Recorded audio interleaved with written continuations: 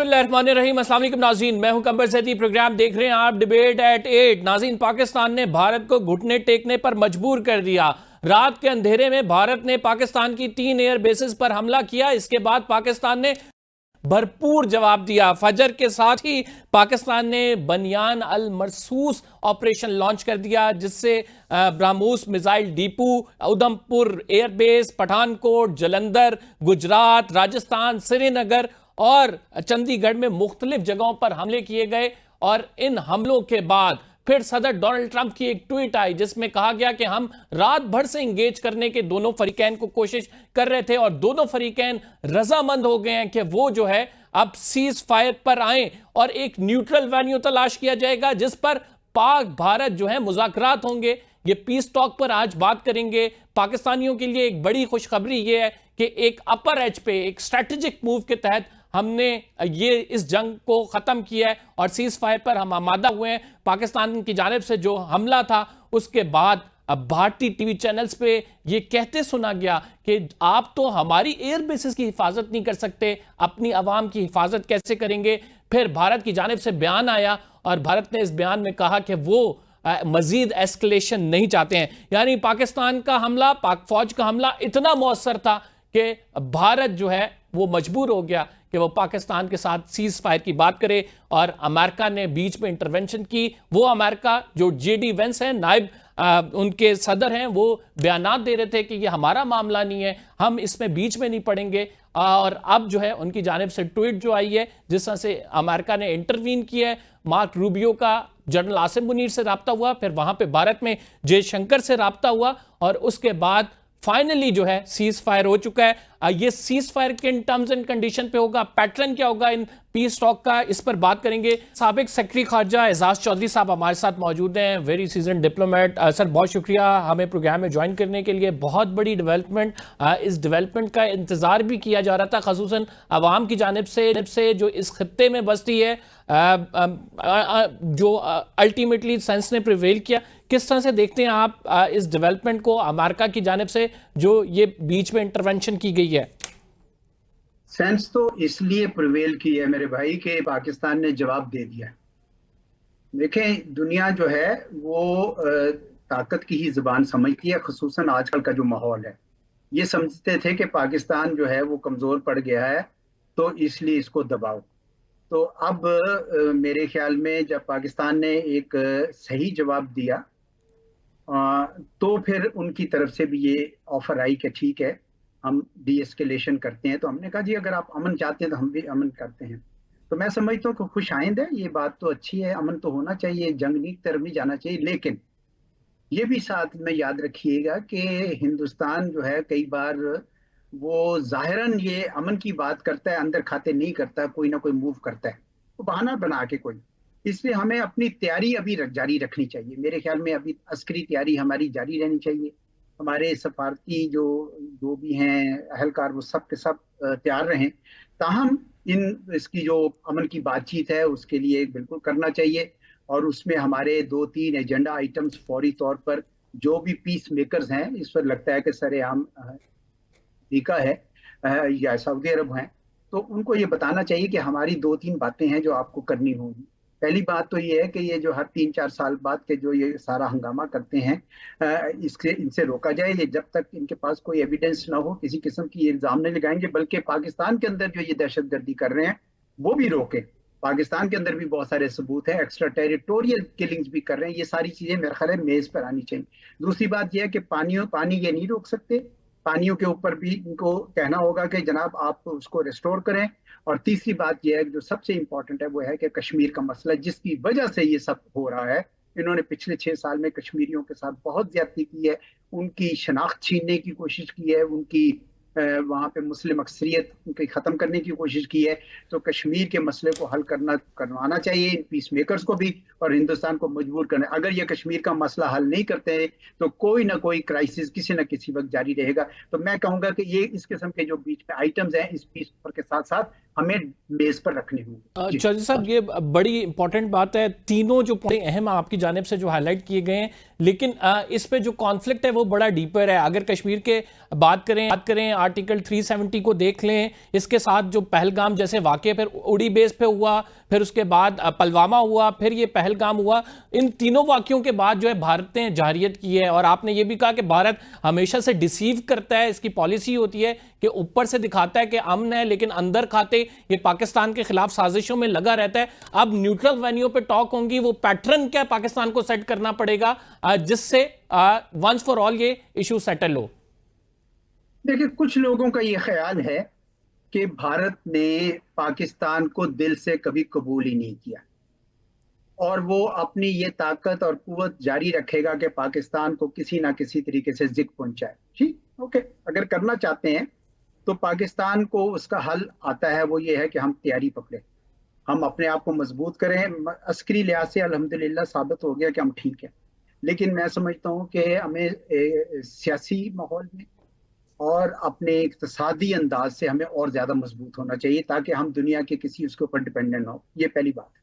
दूसरी बात यह है कि हिंदुस्तान के साथ आप बराबरी की बुनियाद पर बात करें, डिफेंसिव होके अपोलोजेटिक होके बात ना करें, क्योंकि अब तो हमने साबित कर दिया है लेवल प्लेइंग फील्ड है और हम अपनी ये तमाम बात देखे, रहना तो है ना, नेबर्स तो हैं, बेशक वो हमें कबूल नहीं करते हैं, बेशक वो हमारे साथ उस तरह, लेकिन नेबर्स है।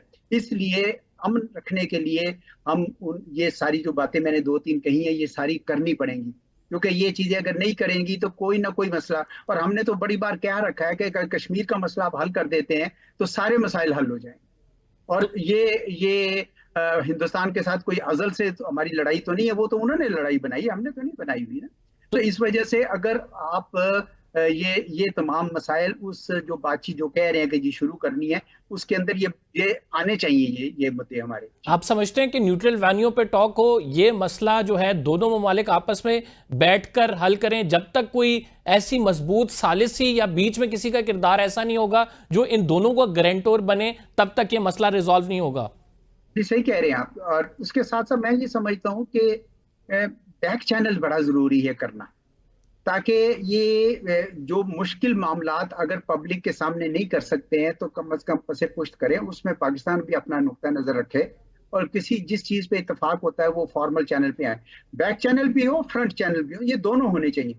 अभी तो ऐसे शुरुआत है, पता नहीं ये क्या करना चाहते हैं। अभी तो जिस तरह मैंने कहा कि मेरे मेरे अभी तक बहुत शकूक है इस मामले में। मुझे ये लगता है कि भाई ये जब तक हिंदुस्तान अपने मुंह से इस बात की आवाज नहीं लगाता कि जनाब हम वाकई अमन चाहते हैं और पाकिस्तान के साथ बातचीत करना चाहते हैं, हम कैसे कह दें? ये मीडिएटर्स तो कह रहे हैं, लेकिन हिंदुस्तान के मुंह से भी तो आवाज आनी चाहिए। उनके तो अभी भी लोग जो हैं वो जिस तरह की बातें कर रहे हैं वो इतनी अमन वाली तो नहीं लग रही। तो आपको क्या लगता है कि अगर फॉर एग्जांपल हिंदुस्तान की जानिब से डिसीव किया जाता है तो व्हाट वुड यू एक्सपेक्ट कि क्या हो सकता है? तैयारी रखें। अब तो वो आपके ऊपर हमला नहीं करेंगे क्योंकि आपने जवाब दे दिया, अब वो हमला नहीं करेंगे। लेकिन ये जरूर है कि अगर वो बातचीत पे आते हैं तो पाकिस्तान का अब जो पोजीशन है जिससे हम बातचीत करेंगे वो मजबूत हो गई।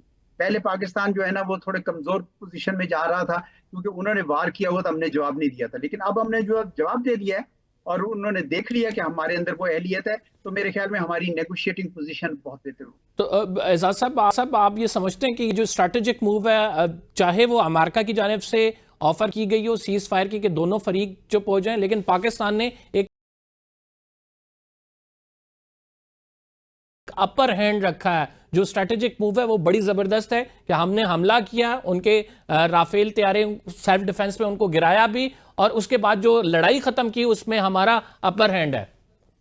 आप सही कह रहे हैं आप। देखिए, हमने तो ये सिर्फ ये कहना है कि हमने अपना दिफा किया, और ये मुझे अच्छा लगा कि हमारी अस्करी क़यादत ने सिर्फ उन जगह पे टारगेट पे किया जहां से हम पे हमला हुआ था, ठीक है ना जी, और सिविलियन कैजुअलिटीज अवॉइड की एज मच एज पॉसिबल। उन्होंने तो हमारे 31 लोग मार दिए, बेचारे रात को सोए हुए थे मस्जिदों में, और मस्जिद के साथ जो मुल्हिका स्कूल होते हैं, कोई हैरान होता है बंदा। जिस तरह लश्कर तैयबा का वो कहते हैं कि जी मुरीद के में था, 2008 के बाद से वहां पे कोई सवाए मदरसे के कोई नहीं है। आप जाके देख रहे, दुनिया जाती है वहां पे। तो ये जो इस तरह के एक यानी जहनी बनाए हुए पहले से प्री कंसीव्ड नोशंस हैं, उसकी बुनियाद पर आपने हमले करके लोगों को मारा, 31 जाने ले ली। लेकिन पाकिस्तान ने अल्हम्दुलिल्लाह जो जवाब दिया है वो उन जगहों पर ही दिया है जहां से अटैक हुआ था। तो हमने आप कह सकते हैं कि अपर हैंड है हमारा इस वक्त, हम बेहतर पोजीशन में मजीद नेगोशिएशन करने के लिए। सर, आप एक वसी तजर्बा रखते हैं सिफारतकारी में। पाकिस्तान के हवाले से जो मौक़िफ़ इख्तियार किया जाता है आलमी दुनिया के टेररिज्म के हवाले से, टेररिस्ट कैंप के हवाले से, पाकिस्तान मुतअद्दिद दफ़ा कह चुका है, बारहा पूरी दुनिया को यह बावर कराने की हमने कोशिश की है कि हम तो इसका खुद विक्टिम है। अगर दुनिया ये मानने को तैयार नहीं होती है, पाकिस्तान को किन स्टेप्स की ज़रूरत है? एक डिप्लोमेटिक एग्रेशन जिसे हम कहते हैं, कि एटलीस्ट वो तस्लीम किया जाए जो कि हमारे साथ ऑलरेडी हो रहा है, हम तो इसका खुद विक्टिम है। और टेररिस्ट के कैंप की अगर आप बात करते हैं, आप आके देख लें, आप एक इंडिपेंडेंट कमीशन बना लें जो कि आके एक दफ़ा इन्वेस्टिगेट कर ले, और फिर बार बार ये पाकिस्तान पर इल्ज़ाम लगाकर इस तरह की जाहिरियत ना की जाए। साहब वो कमीशन आ चुके, फाइनेंशियल एक्शन टास्क फोर्स की ने आके देखा था, 1373 की मॉनिटरिंग टीम्स ने देखा था, सब ने क्लीन बिल ऑफ हेल्थ दे दिया हुआ है पाकिस्तान को, तभी तो ग्रे लिस्ट से भी निकाल दिया था। ये सिर्फ हिंदुस्तान ने एक रट लगाई हुई है। हाँ, जो पहला नुक्ता आपका है उसमें मैं मानता हूं कि हमें बहुत काम करना है, हमें डोजियर्स बनाने हैं, हमें सारी शहादतें जमा करनी है, हमें दुनिया को बताना है कि कैसे हिंदुस्तान अफगानिस्तान की, ईरान की सरजमीन इस्तेमाल करके पाकिस्तान के खिलाफ जो लोग हैं, इंसर्जेंट्स हैं, उनको किस तरीके से ये माली मावनत करता है। ये सारे हमें अब उधर लग जाना चाहिए, मेहनत करनी चाहिए। हमें ये सारी चीज सबूत लेकर हमारे थिंक टैंक्स, हमारा जो नैरेटिव है वो सारा दुनिया तक पहुंचना चाहिए। हमारा एक बहुत जबरदस्त इंग्लिश का चैनल होना चाहिए हमारे पास, पीटीवी वर्ल्ड है लेकिन बहुत जबरदस्त होना चाहिए, जो एंगेज करे, दुनिया को बताए कि जनाब ये देखे ये असल में हकीकत क्या है। ये अब हमें उस तरफ काम करना चाहिए, अपने बयानिए को बहुत ज्यादा मजबूत करना चाहिए, फिर दुनिया देखें कि इनका बयानिया जब नीचे जाएगा और हमारा बयानिया इंशाल्लाह फिर ऊपर आएगा। Sir, what do you think, why our approach is always reactive? Proactive approach के साथ हम आगे नहीं बढ़ते हैं? जैसा कि कलभूषण यादव की बात है, भारत में जाफर एक्सप्रेस का सानिया हो, हम कहते हैं कि हमारे पास सबूत मौजूद है, लेकिन फिर हम रिएक्टिव होते हैं। उसको प्रोएक्टिवली पहलगाम पे वाकया हुआ, सीधा उन्होंने हमारे पे अटैक कर दिया। तो आप समझते हैं कि चलें, आप काइनेटिक मूवमेंट ना करें, लेकिन डिप्लोमेटिकली आपको इस तरह की अप्रोच रखनी चाहिए कि अगला इस बात पे मजबूर हो कि वो आपको वजाहतें दे। नहीं, सही कह रहे हैं आप। मैं नहीं समझता कि हमेशा रिएक्टिव होती है। यस, कहीं कभी अक्सर रिएक्टिव हो जाती है ना चाहिए, जिस तरह मैंने अर्ज की कि हमें बड़ी मेहनत करने की जरूरत है। लेकिन ये पाकिस्तान की सालमियत का मामला है, इस पे आप कोई समझौता नहीं कर सकते।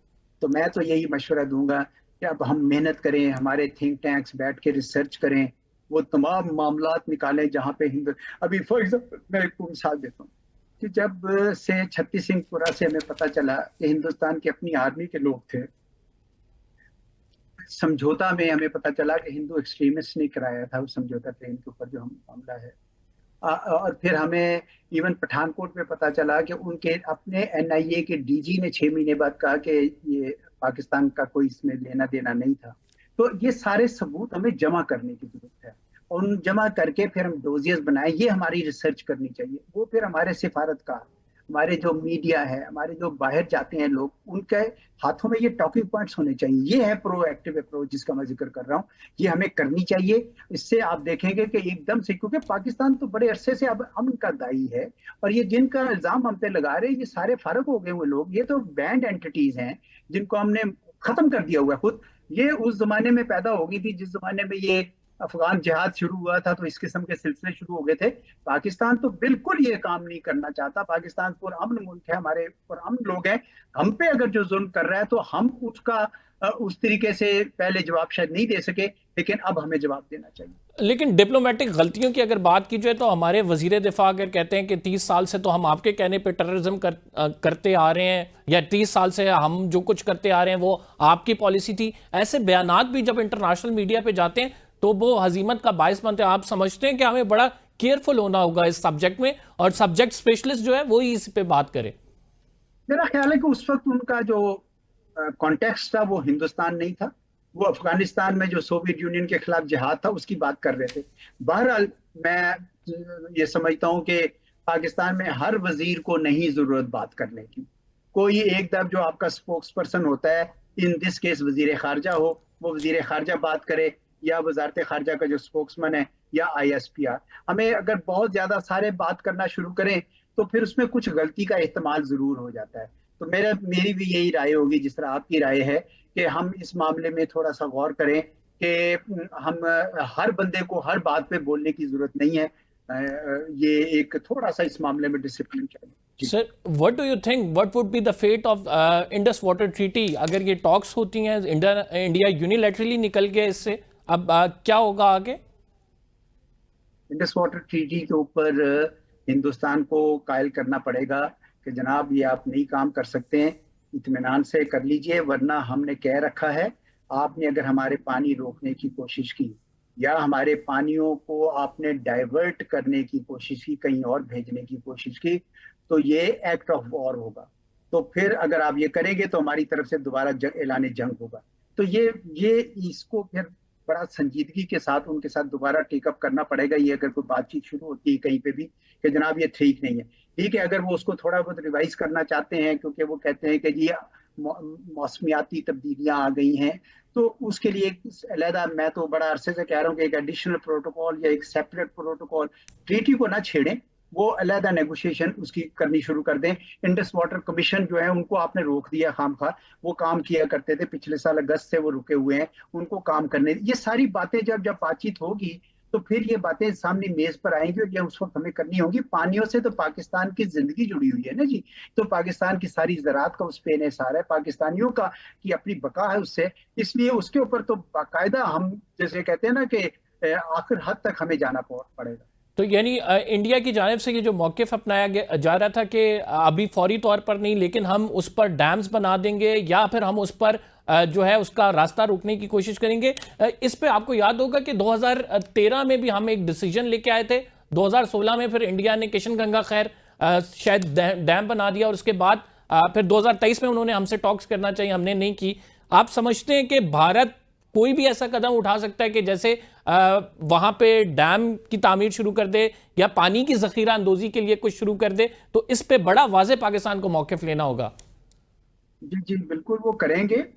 अगर चाहे पानी, मैंने कहा ना कि रोकना आसान नहीं, इन्होंने सलाल डैम बनाया, 10 साल में वो नाकारा हो गया क्योंकि वो जो सिल्ट आती है पहाड़ों से वो बहुत तेजी से आती है। लेकिन उस पर भी देखे भी इन्होंने, मैंने एक खबर पढ़ी थी, खुदा जाने सही है कि नहीं, कि इन्होंने डीसिल्टिंग की है, यानी वो जो सिल्ट जमा हो जाता है ना, मिट्टी जमा हो जाती है पहाड़ों से आई हुई, तो स्टोरेज कम हो जाती है पानी का जो रिजर्वायर है, तो उसके गेट नीचे से खोल के तो ये फ्लश कर देते हैं उस सेडिमेंट, वो सारा का सारा फिर पाकिस्तान में आ जाएगा, जिसका मतलब कि हमारी मंगला और तरबेला में हमारा जो स्टोरेज कैपेसिटी है वो कम हो जाएगी, बिजली कम पैदा होगी, हमारा ज़राअत के लिए पानी। तो ये इस किस्म की ये हरकत ये इसलिए कर रहे हैं कि क्योंकि इस वक्त वो ट्रीटी अपनी तरफ से सस्पेंड किया। फिर इन्होंने भी, मैंने सुना कि 3 जो डैम बनाए हुए थे उनको भरना था चनाब में, इन्होंने एकदम से पानी खींचा डेढ़ दिन के लिए पाकिस्तान पंजाब चनाब में पानी बहुत कम था। अब ये तमाम वो चीजें जो हमें अब बातचीत में टेकअप करनी पड़ेंगी बड़े संजीदा अंदाज में, क्योंकि ये इस तरह का हम बर्दाश्त नहीं करेंगे। ये पानी का मामला जो है ना, ये बहुत ही हसास मामला। चौधरी साहब, आखिरी क्वेश्चन, कितना ट्रस्ट कर सकते हैं हम इस सीज फायर पे? डोनाल्ड ट्रंप को भी पूरी दुनिया जानती है, उनके जो किरदार है इससे भी पूरी दुनिया वाकिफ है। अमेरिका जो सालिसी का अक्सर रोल प्ले करता है वो भी, उसकी भी हमारे सामने तारीख एक मौजूद है। कितना ट्रस्ट करें हम इस सीज फायर पे? सिर्फ इस हद तक करें कि अपनी तैयारी खत्म ना करें, अपनी तैयारी रखें, और इस बातचीत में जो भी चीज आनी है वो अपने मुद्दा, जितने अपने एजेंडा आइटम्स है वो तैयार रखें। सिर्फ इस हद तक करें। अगर आप इसमें शादियाने बजाने लग गए तो वो शायद आपके लिए सही नहीं होगा। पहले ये मामले को आगे देख लेते हैं, आगे जाता क्या है। अभी तो एक ट्वीट ही आया है ना, तो थोड़ा सा मेरे ख्याल में रोटी को जरा ठंडा करके। बहुत शुक्रिया एजाज चौधरी साहब, नाज़रीन हमारे साथ मौजूद थे। हमें एक ब्रेक लेना है, we will be right back after this short break. बहुत बड़ी ब्रेकिंग है, सीज फायर हो गया है, लेकिन इस सीज फायर के रिपरकशंस क्या होंगे इस पर बात करेंगे। खसूसन पाकिस्तान ने जो तकरीबन 12 से 15 मकामात ऐसे हैं जो कि बड़े इंपॉर्टेंट तस्वुर होते थे, PAF जेट्स ने उन पर कैसे गोलाबारी की है, ये डिस्कस करते हैं एक छोटे से ब्रेक के बाद।